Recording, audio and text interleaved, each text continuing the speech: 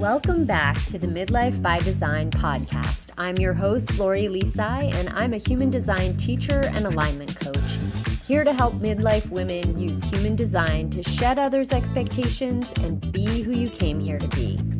In today's episode, I'm calling all the good girls.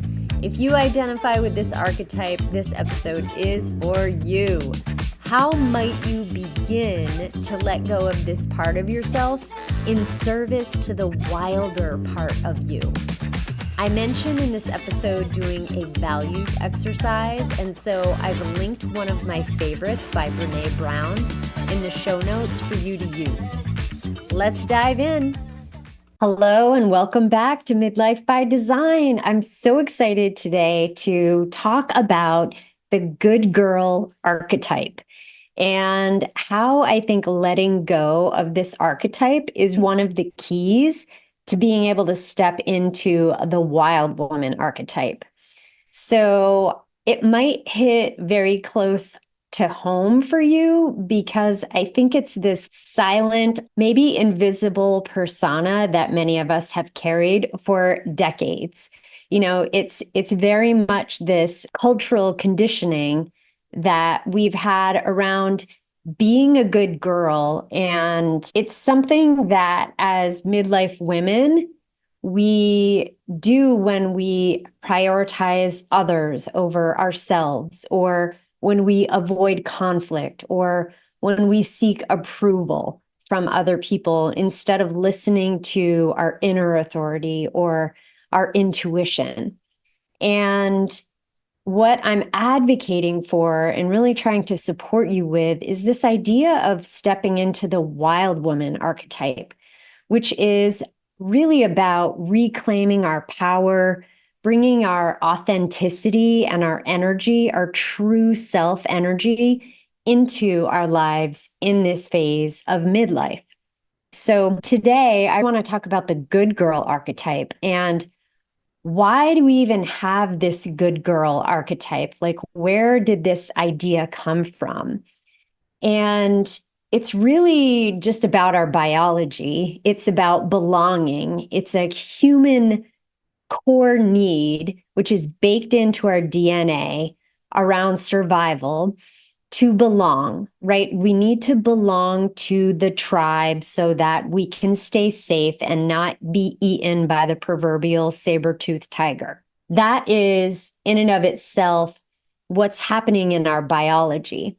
However, obviously, we no longer have saber-toothed tigers who are hunting us, but we still have this piece of our DNA that feels this strong core need to be liked, to be accepted. And I have a quick story to share about this, which is when I was a teacher, we had this in-service one year, and we were doing this exercise where we had the corners of the room that were ratings, basically, and you needed to move from one corner of the room to the other corner of the room, depending on if you agree, strongly agree, disagree, or strongly disagree. So then they would ask a variety of questions, and you would move to the place in the room that you felt was most aligned with where you were coming from. And they started with some basic questions, and then they moved into this question, which really kind of put me on my heels a little bit. And I can remember it distinctly because I was with my best friend, Sarah, and the question was, do you need to be liked? And as a teacher, this can be really challenging because there's this expectation of authority as a teacher when you come into the classroom, and needing to be liked can be really challenging because you need to establish guidelines and you need to follow through with them. And so this question came up, do you feel the need to be liked? And we looked at each other and kind of laughed a little bit. And the majority of the room moved to the disagree side, and we moved to the agree side. And we kind of joked, like we laughed at them and we were like, you guys are lying. You guys want to be liked too. And then my friend Sarah was like, oh, wait, we shouldn't say that because we want them to like us. And ha ha ha. And that exercise still stays with me because I can remember feeling so seen and vulnerable in that moment to want to admit that, yeah, actually, I did want to be liked, and that did feel important to me. And to understand that it did have an impact on my decision making. And so I struggled with that. And I think that that is a great example of where that conditioning really comes into play. And as a woman, especially, I think we can fall into these traps of people pleasing and perfectionism and self sacrifice and just these typical expectations for driven women, especially to be the good girl. One of the words that so many people who have met me use to describe me is sweet. And I love that in a way. I love that people feel like I have a sweetness about me. I think it speaks to my Cancer sun and moon that I have a generator juiciness about me that's like a warm hug, and that's wonderful. And plus, also, I feel like that Cancer comes through, it's a cardinal sign, you know. I definitely have a shell. I can get snappy and Barbie.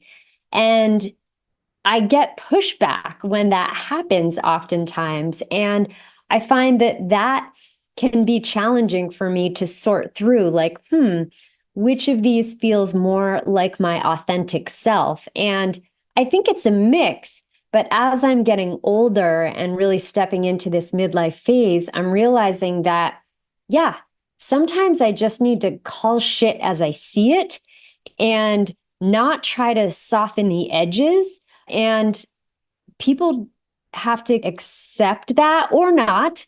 And I have to be okay with them not accepting that.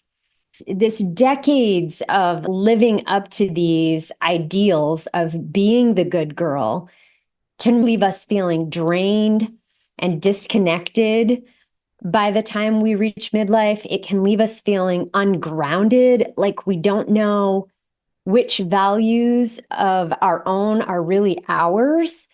It can leave us feeling overwhelmed, completely stressed. And then, and then comes in meno rage, right? Where everything just sort of boils over and we end up having these fluctuations in our estrogen where all of this buildup just explodes and it comes out in sometimes the tiniest moments. It's like the straw that broke the camel's back type of moments where it can be a tiny little thing and all of a sudden, blah, blah, blah. And then there can be a lot of shame around, oh my gosh, where did that come from? And so I think this idea of exploring the good girl archetype and where that comes from, how much have we really been following that throughout our entire lives? And how much of that do we feel is accurately aligned with us versus how much of it have we just been encompassing and aligning ourselves with because we felt like we had to fit in. So the midlife women that I have worked with are realizing that this good girl narrative is something that is feeling more and more forced as they get older. And in fact, our human design tells us that there's a different path. And it sheds light on, hey, this is who you came here to be. This is what your energetic blueprint is. Here's a tool for you to use to start asking you really specific questions about your energy and how it's meant to function. And whether now those questions, when you answer them, align with that good girl. align with that feeling of belonging. Some of them may very well feel really comfortable to you, but it's where the dissonance lies that you need to really get curious about. And this is why I am so passionate about human design, because I feel like it's such a personalized tool for us to use that helps us figure out how we were meant to show up in the world. And believe me, I love cracking this shit open with my clients in sessions and learning how to help them use their designs to come into alignment in midlife in a way that feels deeply satisfying, deeply nurturing to them, and feels like they're finally being their true, authentic selves. So let's talk a little bit more about the wild woman archetype. The wild woman is untamed. She's intuitive. She's unapologetic. She is within you, and she is just waiting to be set free. She doesn't shit on other humans. She's not sacrificing herself either, though. It's a balance. We're in Libra season right now. So, of course, it's about balance. This wildness idea is really about authenticity and reclaiming your natural instincts, reclaiming your creativity, which maybe you've left even as far back as your childhood, and reclaiming your actual desires, thinking about what are your values, what is important to you, and how do you get true to yourself, which all of this thinking is pretty radical.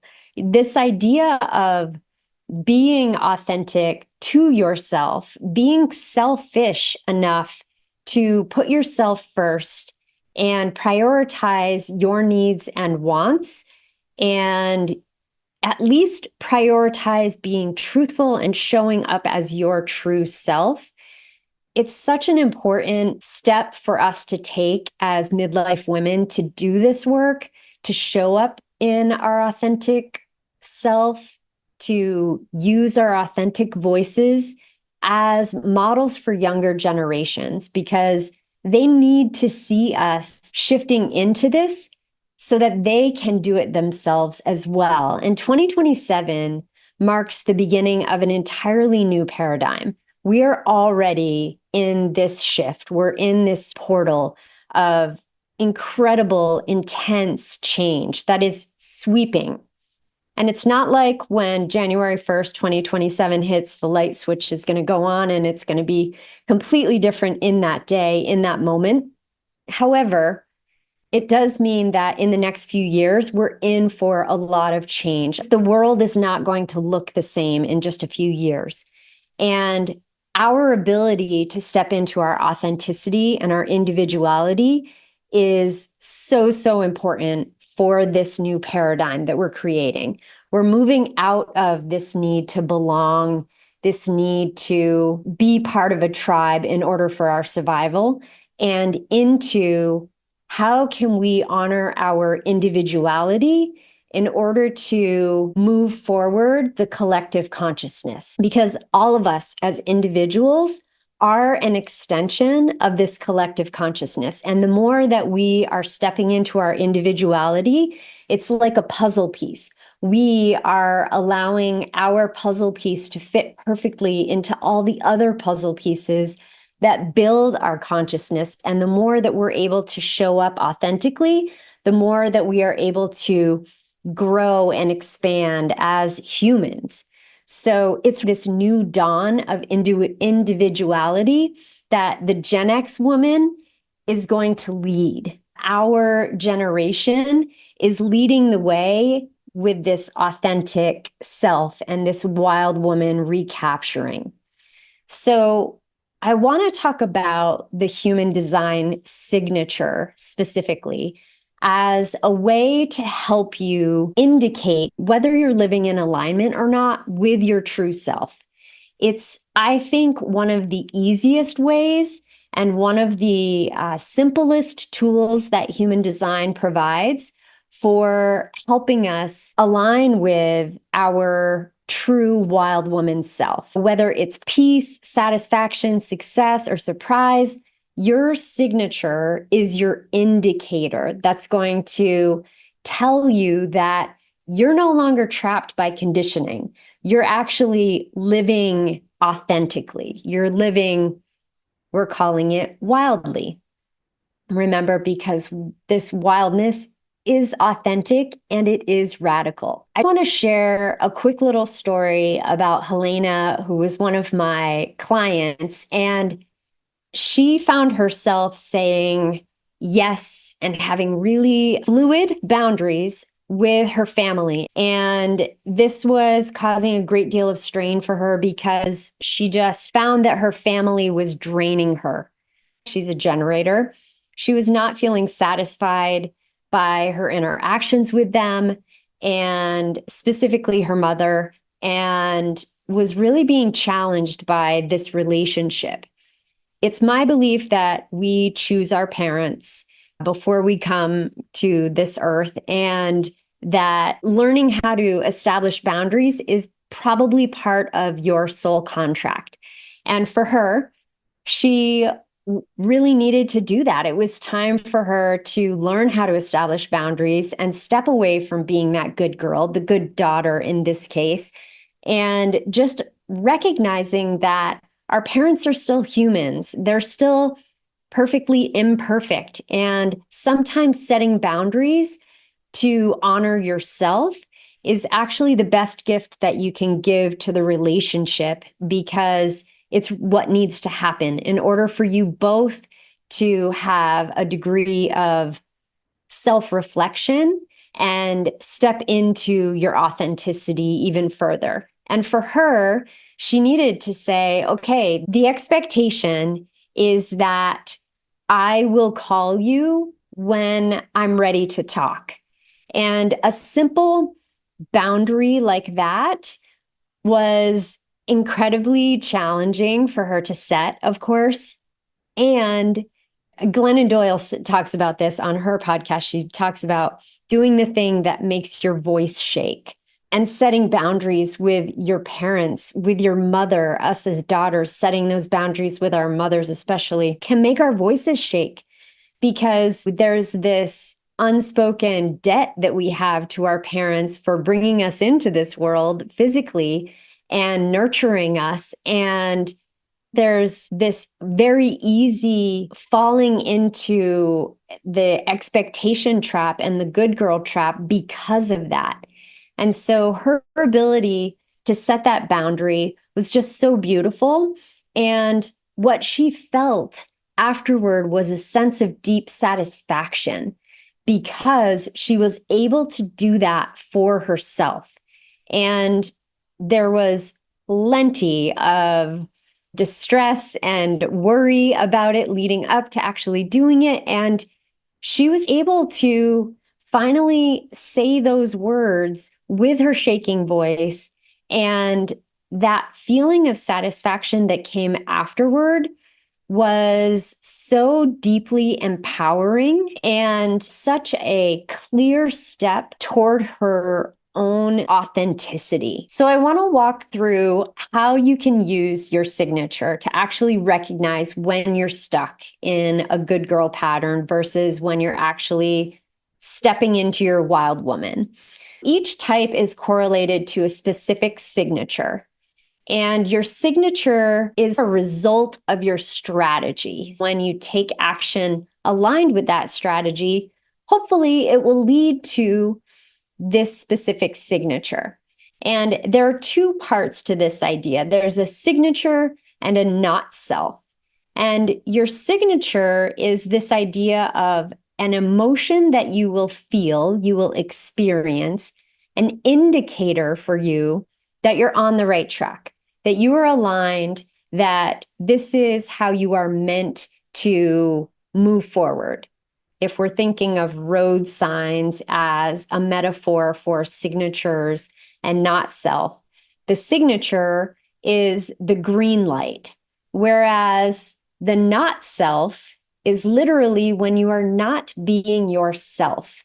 And those indicators are more traditionally known as negative emotions, where those are the stop signs, those are the yield signs, those are the caution signs. Think about Abraham Hicks talking about the vortex and talking about negative emotions as indicators of being separated from your higher self. That's another way that you can look at it. It's like when you are feeling a negative emotion, it's you being separated from your higher self, where your higher self knows what you want. It knows who you truly are, this big self, so much bigger than the human bodies in which we reside. And it's holding space for that vision. And when you're feeling what we refer to as negative emotion, something on the lower end of the spectrum, then that's really you creating distance between those two things. And human design gives us very specific verbiage around it. So let's talk about the different types and what those signatures and not self themes are. So for generators and manifesting generators, satisfaction is what you want to move toward. It's letting go of what feels draining to you and thinking about, what do I have the energy for? What do I feel excited about? These are indicators. And I talked about this on the generators episode.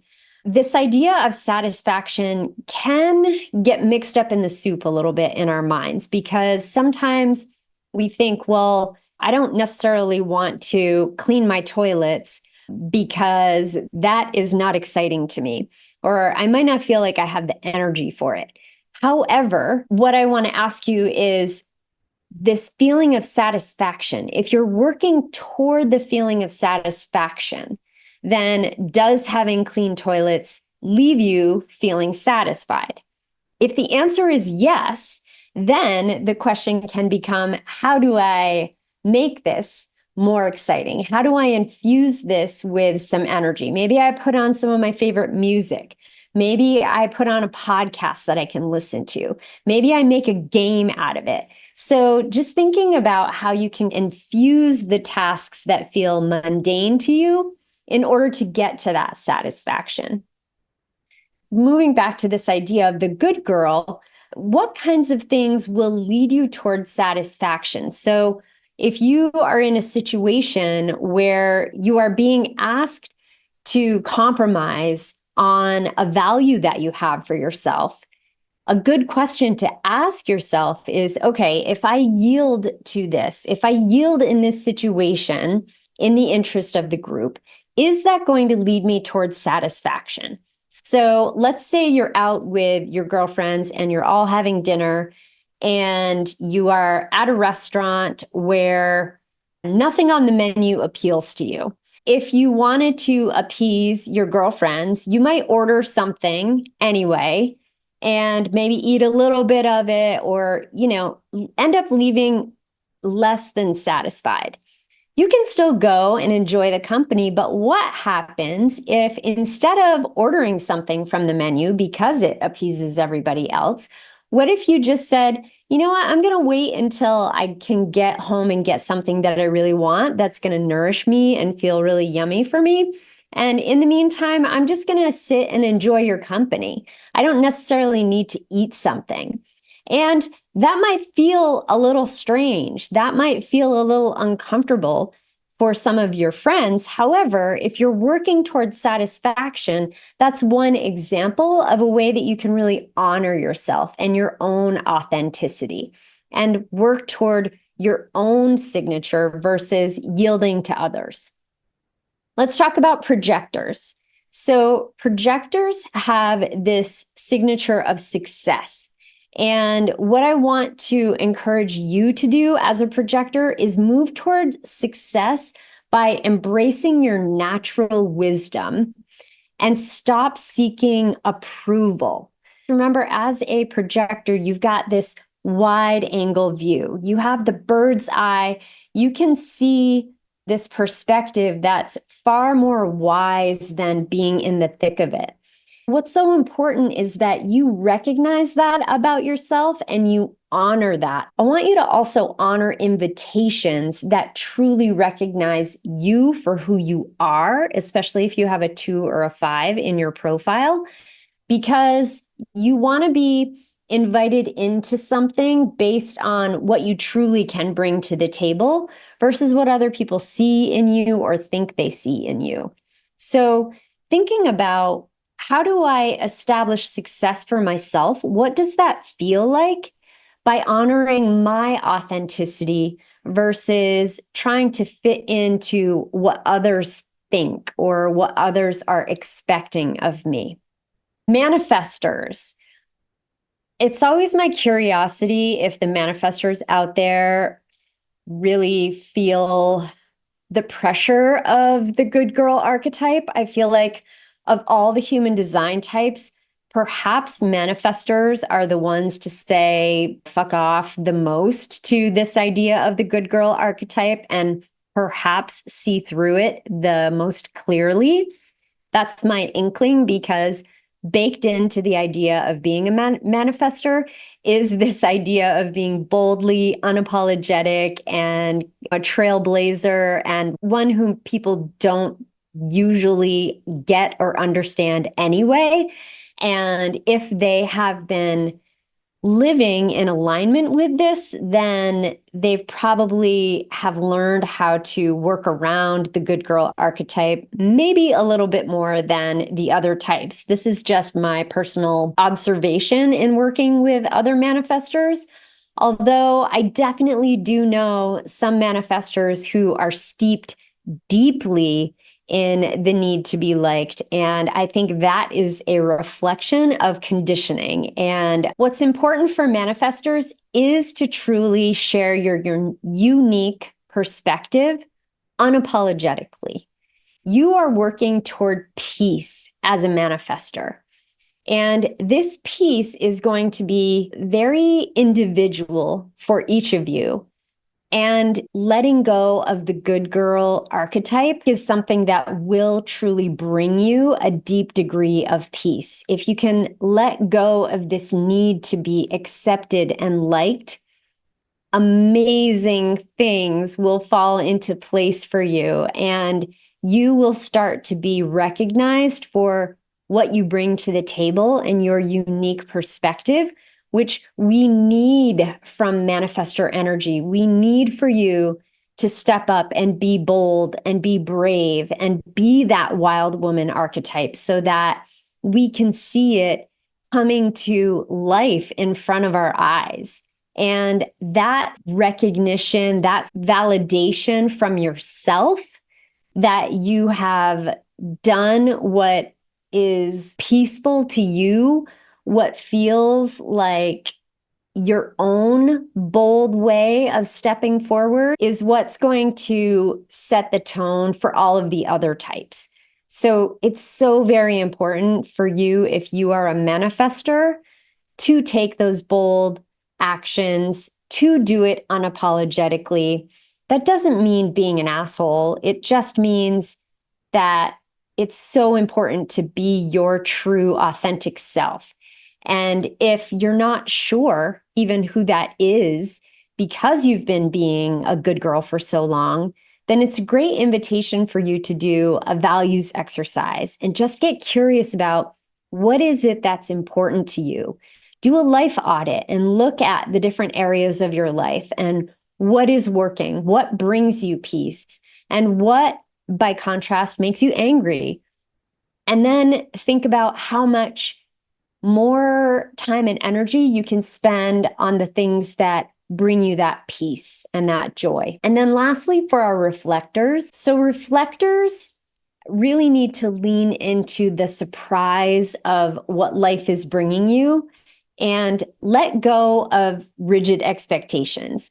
Reflectors need to let things flow and look for those patterns, and you want to give yourself time to be delighted. You want to keep track of those observations to understand what is bringing you delight, what is bringing you surprise, what situations are you putting yourself in that allow you to have those types of emotions in your experience? And are you being true to yourself by feeling those feelings versus feeling disappointment? And I think for reflectors, what can be really challenging is this idea of who am I? Because you are so open and you are always reflecting the people around you.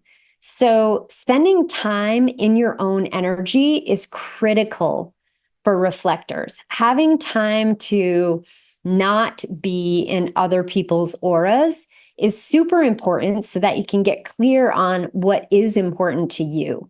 And I think reflectors can very easily fall into the good girl trap because you're constantly reflecting other people's energy. And when you have somebody come into your purview and exchange that auric energy, especially if they are trapped in this good girl archetype, then you may very easily mistake that good girl archetype for authenticity, for truth, and feel like, oh, that feels good. That makes me feel like I belong. And as just 1% of the population, that's probably going to feel really comforting for you to feel like not so different, to feel like you are conforming in a good way. However, I would very strongly encourage you to do that values exercise and to reflect on what is important to you and how do you feel when you are alone? Where do you feel best alone? And how do you bring surprise and delight into your life to help guide you away from conforming and use delight and surprise to guide you toward the things that bring you into alignment with your true self?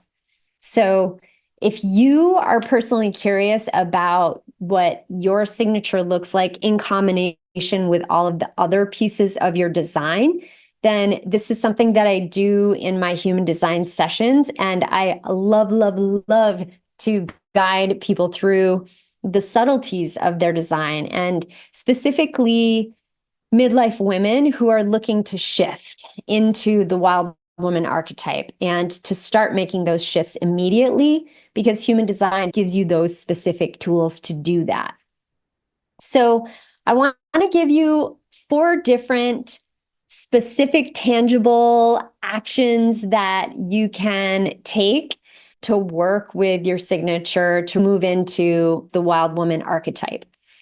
So the first one is tuning into your human design signature and starting to notice when you actually feel the signature versus when you feel stuck or feeling you're not self.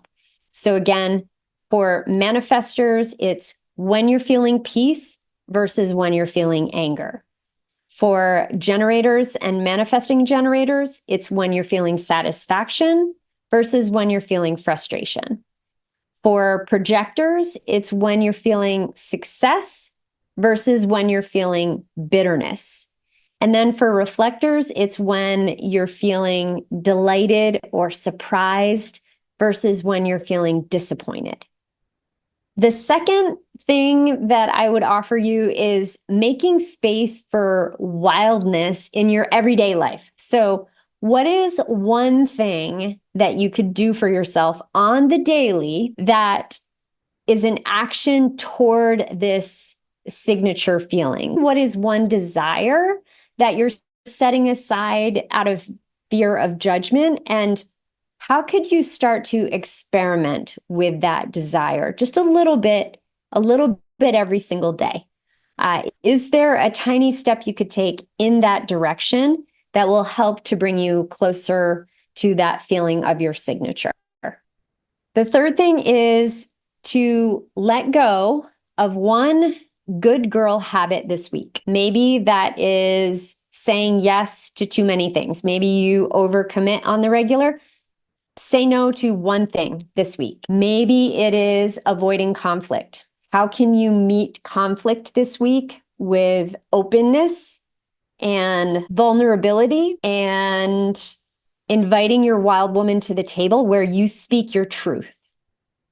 And then the fourth is to journal on what do you think the wild woman archetype might mean for you, and where in your life might you be able to invite it in more fully? Where might it make the most impact? So, four different things that you can do to embody this wild woman archetype. And I want to also invite you, if you want to do this type of work in a deeper level with like-minded women, I would love to have you join me and my partners, Maggie Thomas and Dr. Johanna Kokoda, on the Wild Women by Design retreat. It's actually a 5-month experience, a wraparound experience with 6 days in the middle in Costa Rica, where we come together in person. And the other sessions are online to help us build that community of like-minded women. And this sort of work that I'm talking about today with you is the type of work that we will be doing in this community and in this week together. So I would love to invite you to check that out. The link is in the show notes.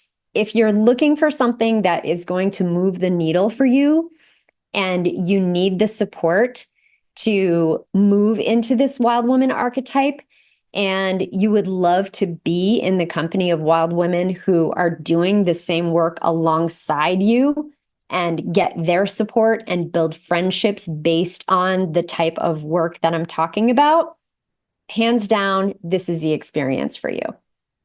As I wrap up, I just want to remind you that the wild woman, it's not something totally foreign to you. She's in you. She's just waiting to be let free. And sometimes she can be let free in little tiny doses, and sometimes she comes out with a big bang. Sometimes she just jumps out and completely transforms your life. And sometimes it's by degree. And that will all depend on the courage that you have to take action steps toward letting go of this good girl archetype. Remember, the saber-toothed tiger is not coming for you anymore. It's important in this new paradigm for you to embrace your individuality. It's your duty as a puzzle piece of the collective consciousness to live out this beautiful individuality that you are gifted with. And human design is one of the best tools to guide you there. So I am here with you every step of the way. We've got this podcast where I'm going to share with you all kinds of human design wisdom to help guide you. And I also offer personal sessions, and I've got this retreat to help support you as well. So I really hope that you'll take at least one small step this week to let go of the good girl archetype and to start inviting in the wild woman. And I wish you all the best on your journey this week. Thank you so much for listening to Midlife by Design. If this episode resonated with you, the best way you can show your appreciation is by sharing it or rating it on Apple Podcasts so we can help more midlife women. As we wrap up, I'm sending you the strength to let go of your good girl, joy to fill your days, and the clarity to be who you came here to be.